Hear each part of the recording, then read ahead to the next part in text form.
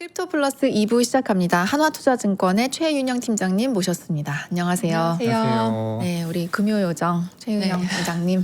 제가 이게 오늘 어제 정도에 네. 최윤영 팀장이 그동안 금요일에 나와서 무슨 얘기했나 이렇게 쭉 보셨어요? 쭉 한번 봤거든요. 한 2달치를. 와, 예, 어떠셨나요? 그랬는데 되게 공교롭게도 그러니까 그 주에 미국에서 있었던 어떤 규제적인 변화, 기업적인 변화를 계속 해주셨더라고요. 그러게요. 예, 생각해보면. 생각해보면. 네. 네, 그래서 이거는 따로 재생 목록을 파야 되지 않나. 네. 약간 그런 생각도 네. 그렇습니다. 오늘도 지금 미국 얘기를 아마 해주실 텐데 네, 네. 미국 얘기가 계속 한 2달 정도는 계속 있는 것 같아요. 그렇죠. 아무래도 이게 그러니까 말씀드릴 때도 사실은 국내 얘기가 이제 조금 진행이 좀 더딘 부분이 있다 보니까 그리고 또 플러스 토큰 주식 지금 당장 뭐 10월에 네. 정식 서비스 출범하는 거나 뭐 내년 상반기 계속 중요하다고 말씀을 드리는데 아무래도 이런 뭔가 정비가 된 나라들부터 좀 우선적으로 하다 보니까 이제 그리고 또 토큰 주식 아시겠지만 이제 미국 종목 중심으로 아무래도 토큰화가 좀 이루어지고 미국 규제 쪽도 아무튼 좀 빨리 이루어지는 게 있어서 그러다 보니까 미국 쪽에 대한 소식을 아무래도 말씀을 많이 드리게 되는 것 같습니다. 그 미국 쪽에 얘기하다 보니까 주요 네. 플레이어들이 많지 않거든요. 뭐 서클, 그렇죠. 코인베이스, 코인베이스. 뭐 로빈후드 뭐 이 정도인데 네.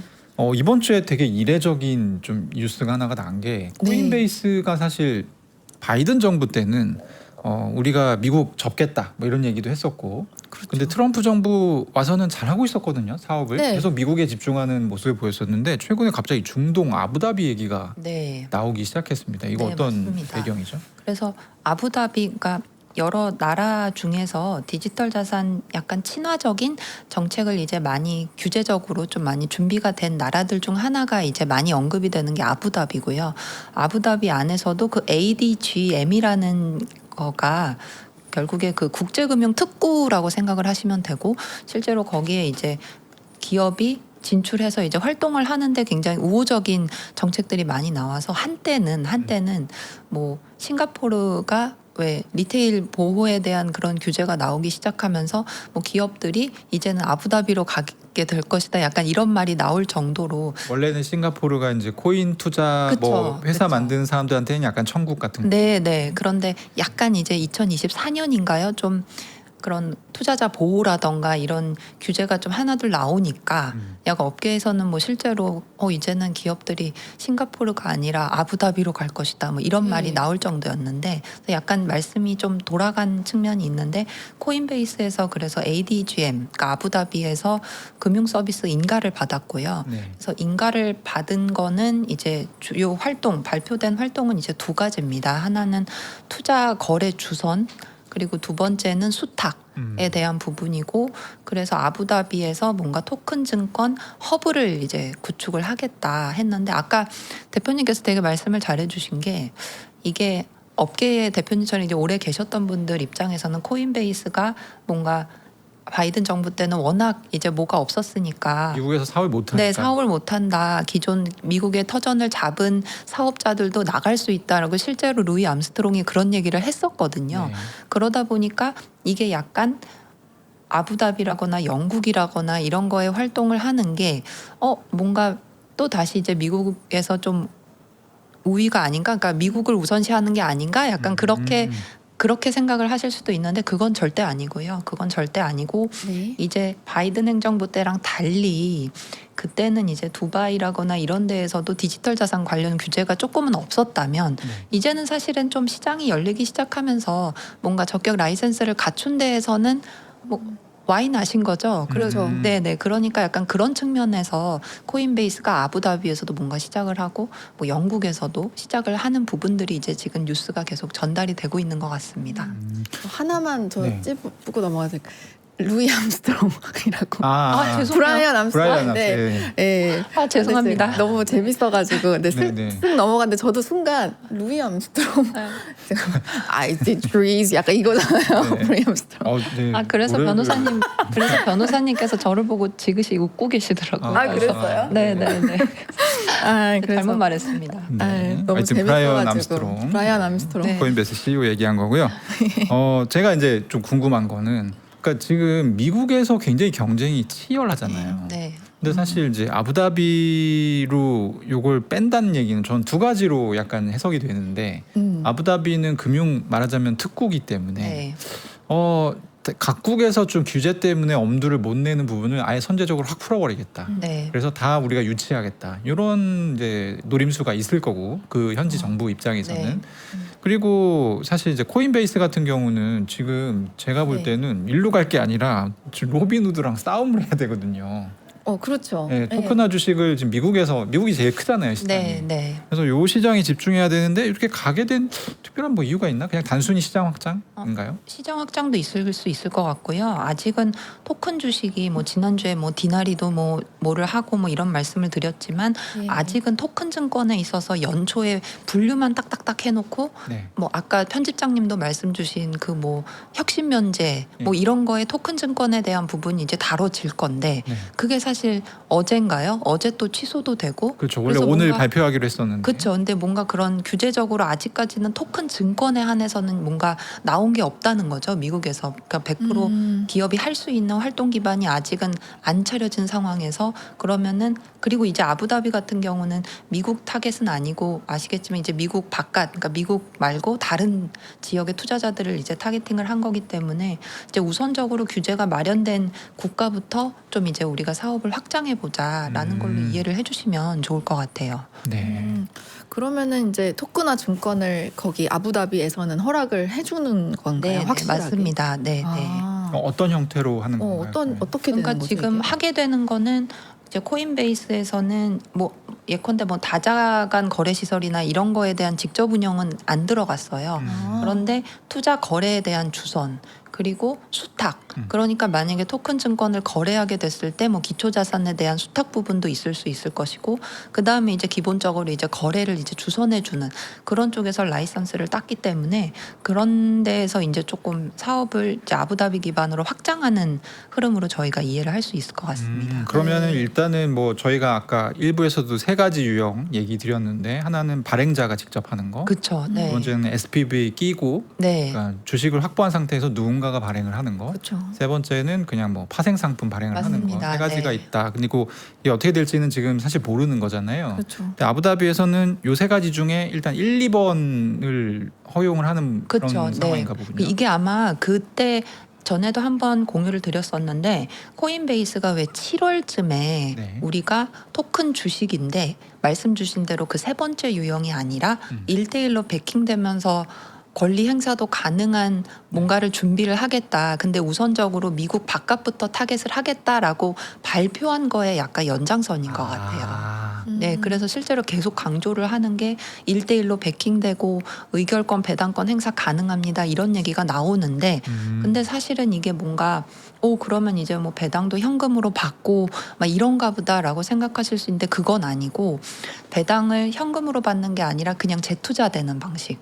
그리고 그 이런 행사에 있어서도 모든 투자자들이 다 되는 건 아니고 뭐 영어로는 무슨 베스티드 홀더라고 하더라고요. 그래서 뭐 네. 예컨대 일정 기간 보유를 한다거나 이런 어떤 요건을 충족한 투자자 분들부터 이제 순차적으로 이제 열어주는 네. 그런 얘기가 나왔기 때문에 아마 네. 7월에 발표됐던 어떤 계획의 어떤 실행 단계가 아닐까, 실행 단계 중 하나가 아닐까 생각이 듭니다. 저 약간 궁금한 게 네. 이제 미국에서는 코인베이스가 예를 들어 지갑 단위로 자산도 동결하고 뭐 압류할 권한도 있고 이래서 이제 예전에도 USDC 동결하고 이랬잖아요. 호르무즈 해협 관련해서도. 네. 그럼 이제 그 아부다비에서도 그런 권한은 계속 유지를 하는 거예요. 네, 네. 왜냐하면 이게 뭐 어디든 필요한 유사시에는 뭐 압류라거나 뭐 동결이라거나 이외 뭐 상시 모니터링이라거나 이런 의무는 당연히 지는 거고요. 네. 그런데 이제 뭐 예컨대 또 추가적으로 말씀드릴 수 있는 거는 뭐 향후에 뭐 디파이 연계도 한번 해보겠다라는 건데 이거에 대해서는 지금 당장 열리는 건 아니고 그냥 장기적으로 우리가 이런 것도 플래닝을 하고 있다라고 얘기를 했고요. 또 추가적으로는 미국 말고 아부다비나 뭐 두바이 쪽 사업이 굉장히 중요하게 생각하고 있다라고 이야기를 했기 때문에 이쪽에서 어떻게 미국 바깥 투자자에서 뭐 베킹이 되고 의결권 행사가 되는 1번, 2번 유형의 그 토큰 주식 쪽에서 코인베이스가 어떻게 자리를 잡을지가 앞으로는 중요할 것 같습니다. 그럼 앞으로는 이제 미국 시장, 그 다음에 아부다비, 그 다음에 유럽 뭐 이런 식으로 순서가 되는 건가요? 네, 아마 저희가 좀 규제 얘기를 많이 하다 보니까 맞아요. 네. 좀 이제 좀 이런 규제 얘기를 왜 하는 걸까라고 생각을 하실 수 있는데 사실 생각해 보시면 미카 제정 시행 뭐 된 다음에 사실은 이런 기업들이 뭐 영국도 마찬가지고요. 물론 영국은 이제 EU 그 소속은 아니지만 이렇게 제도적인 흐름 뒤에 약간의 기간을 두고 이제 기업들이 이제 침투라기보다는 활동을 시작하는 그런 흐름들이 나오고 있기 때문에 영국도 마찬가지인 것 같아요. 영국도 최근에 굉장히 막혀 있었는데 예. 영국도 요새 뭐 예금 토큰이라거나 뭐 아니면 스테이블 코인이라거나 이런 거에 대해서 굉장히 일본만큼 논의가 많이 되고 있는 나라 중 하나여서 그렇게 뭔가 정비가 되는 국가부터 지금 기업들이 글로벌 플레이어들이 하나씩 들어간다는 소식 중에 하나인 것 같습니다. 네. 그러면은 이게 지금 코인베이스 뭐 실적이나 이런 거는 지금 얘기하기는 좀 이른 단계겠네요. 그렇죠. 코인베이스 실적은 그 한 2주인가요? 2주 전에도 말씀을 드렸는데 이거에 대해서도 지금 코인베이스는 그런데 사실 몇 년 전부터 이런 현물 거래 아니면 암호화폐 거래 말고도 수익원을 좀 다양하게 확보하기 네. 위해서 많은 노력을 했잖아요. 뭐 예컨대 뭐 기관 타겟 뭐 플랫폼이라거나 뭐 아니면 스테이블 코인도 그렇고 그 다음에 이제 파생 쪽도 지금 영국에 대한 소식을 말씀드리는 이유가 이제 실적에서 최근 1분기 실적에서 이제 암호화폐 현물 거래를 만약에 비트코인 현물 거래량 기준으로 봤을 때는 그게 조금 내려가고 오히려 파생이라거나 뭐 아니면 진짜 현물에 의존되지 않는 다른 수익원의 비중이 계속 올라오고 있거든요. 그렇기 때문에 뭐 영국에서도 이거의 연장선상으로 뭐 암호화폐뿐만 아니라 뭐 원자재, 주식, 뭐 기한형 선물, 옵션, 무기한 선물, 뭐 파생 뭐 이런 거에 대해서 지금 확실히 좀 수익원이나 사업 기반을 좀 확장하는 흐름으로 저희가 볼 수 있을 것 같습니다. 네. 이번 주에 나왔었던 뉴스 중에 네. 또 재밌었던 뉴스가 노액션 레터라고 해서 이게 네. 이제 뭐 두 분 너무 잘 아시겠지만 SEC에서 약간 아리까리한 어떤 문제에 대해서 그거 우리가 너네 어떻게 하지 않을게라고 그렇죠. 이제 말하자면 확약서를 써주는 네, 액션은 안 할게. 네, 네. 레터를 써주는 그런 걸 이제 노액션 레터라고 하는데 이게 한동안 안 보이다가 프랭클린 템플턴이라고 하는 자산운용사에서 벤지라고 하는 네. 네, 온체인 운용 상품을 지금 가지고 있거든요. 네. 여기에 대해서 지금 노액션 레터가 나왔어요. 네. 이게 어떤 내용입니까? 이게 핵심은 결국에 프랭클린 템플턴 자사 펀드가 보통 왜 현금 관리 수단으로 이런 MMF를 들고 있잖아요. 그런데 그거를 온체인 버전인 말씀하신 벤지라는 거를 활용할 수 있게 해주겠다. 그런데 이제 그래서 이제 온체인 MMF의 그러니까 이 소식의 핵심은 온체인 MMF의 활용처가 이제는 조금 또 넓어지는 그런 계기가 되는 소식이고 그리고 이제 왜 노 액션 레터냐 이 부분도 말씀을 드려야 될 것 같아요. 왜냐하면 이게 기본적으로 자사펀드가 있고 뭐 예컨대 그 자사펀드가 이런 벤지를 들고 있다. 그러면은 프랭클린 템플턴 같은 경우는 계열 그 이전 기관이 따로 있어서 얘네가 뭐 프라이빗 관리라거나 뭐 지갑 관리라거나 이런 거를 하거든요. 네. 그러다 보니까 이게 제3자 수탁이 아니라 셀프 커스터디가 되는 거죠. 그런데 사실 이 셀프 커스터디 규정이 SEC 생각해 보시면 아직은 그렇게 온체인 MMF에 대한 디테일하게 없겠죠. 네, 디테일하게 없다 보니까 지금 커스터디 규정에 적용은 되는데 그 기존의 전통 금융 증권에 대한 수탁에 해당돼서 온체인 버전의 적용이 어려운 부분은 우리가 덜어내 주겠다. 대신에 이거에 대해서 뭔가 감독이라거나 뭐 아니면 지갑 관리라거나 프라이빗 키라거나 이런 거에 대한 규정을 추가로 부과해서 이제 제3자가 아니라 셀프 커스터디 규정을 온체인 버전으로 좀 적용이 될 수 있게 한 조치라고 요약을 할 수 있을 것 같습니다. 그러면은 이 벤지라는 게 이제 블록체인 기반 온체인 펀드라고 이렇게 저희는 알고 있는데 네. 이게 우리가 일반적으로 알고 있는 비트코인이나 알트코인하고는 또 어떻게 다른 건지가 아, 궁금하거든요. 이거는 RWA 그러니까 기존 암호화폐는 뭔가 이런 식으로 업체인에 있는 그러니까 현실 세계에 있는 MMF를 뭔가 토큰화해서 온체인상에서 거래가 가능하게 하는 거는 아니잖아요. 그냥 딱 블록체인 위에 만들어진 네트워크고 그 네트워크를 이용하기 위해 코인이 있는 건데 요거 같은 벤지나 뭐 비들이나 이런 거는 현실 세계에 있는 온체인 MMF를 그거에 대한 지분을 거래나 이전하기 위한 어떤 토큰이라고 생각을 할 수 있고 네. 그렇기 때문에 프랭클린 템플턴 계열 이전 기관이 뭐 관리를 해준다거나 그런데 비트코인 같은 경우는 뭔가 어떤 기관이 있고 그 계열 회사가 뭔가 관리를 한다거나 이런 건 아니기 때문에 암호화폐랑 뭐 이런 온체인 MMF와의 차이는 약간 그런 게 있다라고 말씀을 드립니다. 아, 그러면 이제 뭐 MMF 지분을 이제 그 소유권이라던가 거래기로 네, 네. 이런 거를 온체인상에서 좀 관리해 주는 맞습니다. 정도다라고 네, 네. 생각하면 될까요? 네, 네. 아, 네. 이게 지금 찾아보니까 벤지가 현재 RWA 국채 부문에서는 한 네. 5% 정도 점유율이 오. 되는 걸로 나오고 네, 그렇게 맞아요. 크지는 않습니다. 네, 네, 네. 근데 이게 지금 다른 플레이어들도 많잖아요. 블랙록도 있고 뭣도 있고. 근데 이번에 지금 노액션 레터가 나온 거는 사실 프랭클린 템플턴이 처음이란 말이죠. 네. 왜 이 친구들만 약간 이런 현상이 발생한 걸까요? 그러게요. 그게 아무래도 자사 펀드를 뭐 현금 관리하는 데 있어서 온체인 펀드를 우리가 해도 되느냐에 대해서 이제 신청을 해서 승인을 받은 거고 노 액션 레터를 받은 거고 그리고 이거 같은 경우는 이제 프랭클린 템플턴에 국한된 겁니다. 이게 뭔가 갑자기 말씀 주셨던 것처럼 블랙락이라거나 뭐 다른 비슷한 온체인 펀드를 기존 자사 펀드에 뭔가 활용하는 그런 측면에서 뭐 다 열어줄게 이거는 아니고 프랭클린 템플턴 그 사례에 대해서 신청했으니 보고 오케이 이것만 지키면은 된다니까 이게 프랭클린 템플턴에 국한된 건데 그러면은 이게 앞으로 다른 뭔가 비슷한 운용사들도 네. 온체인 버전을 이제 현금이라거나 증권대차 답보로 이제 활용을 하고 싶을 텐데 그거에 대해서 이게 만약에 본인들도 노액션 레터를 받게 되면 이런 만약에 셀프 커스터디 규정이다 그러면은 셀프 커스터디에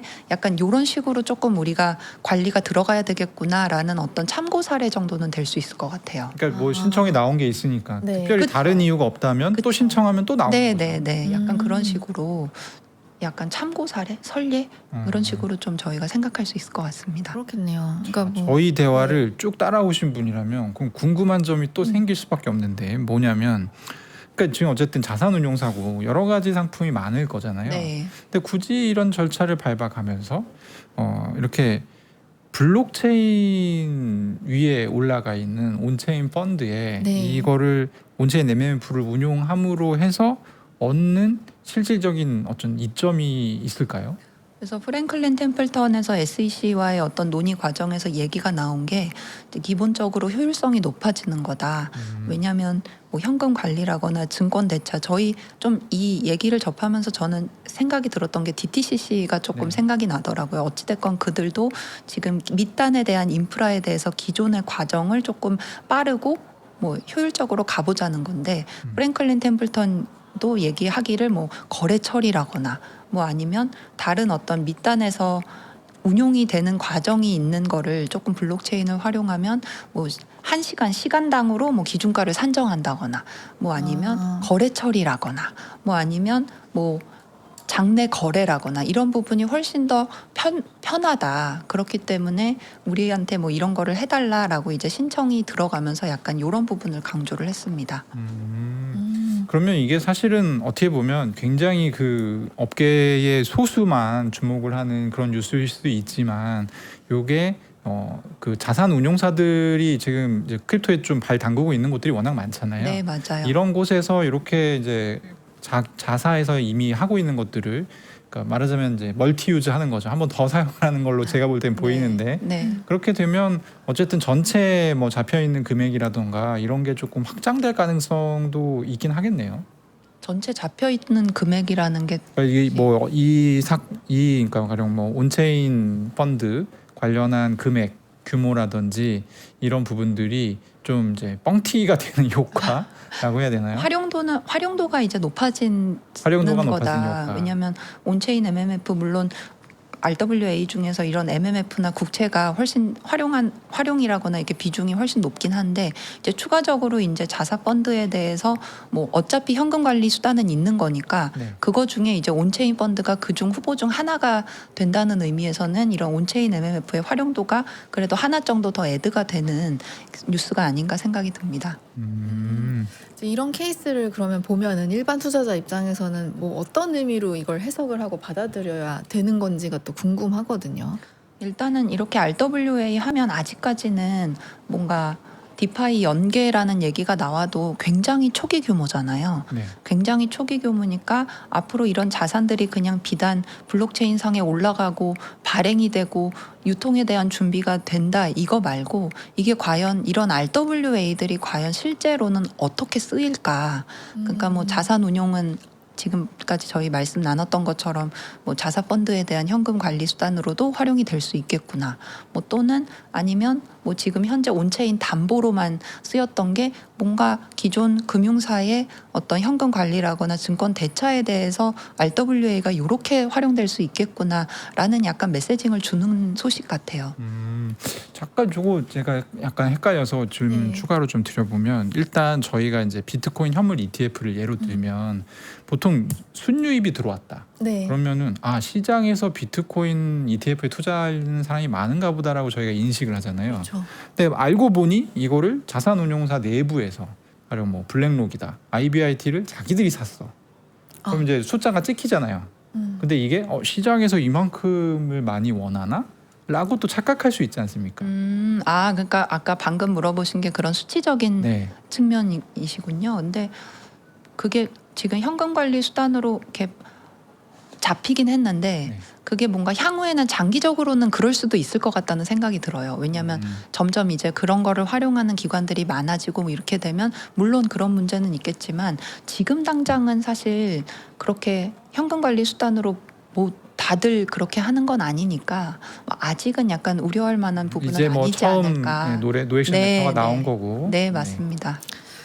네, 앞으로는 어떻게 될지 모르겠네요. 또 이게 네. 또 이게 잘 된다고 하면은 너도 나도 노액션 레터 받아가지고 또 이런 비슷한 사업을 할 거 아닙니까? 네, 그렇죠. 그렇죠. 네. 네. 지켜봐야 되는 부분이 되겠네요. 네, 네. 오늘 코인베이스하고 지금 프랭클리 템플턴의 SEC 노액션 레터 사례를 사례.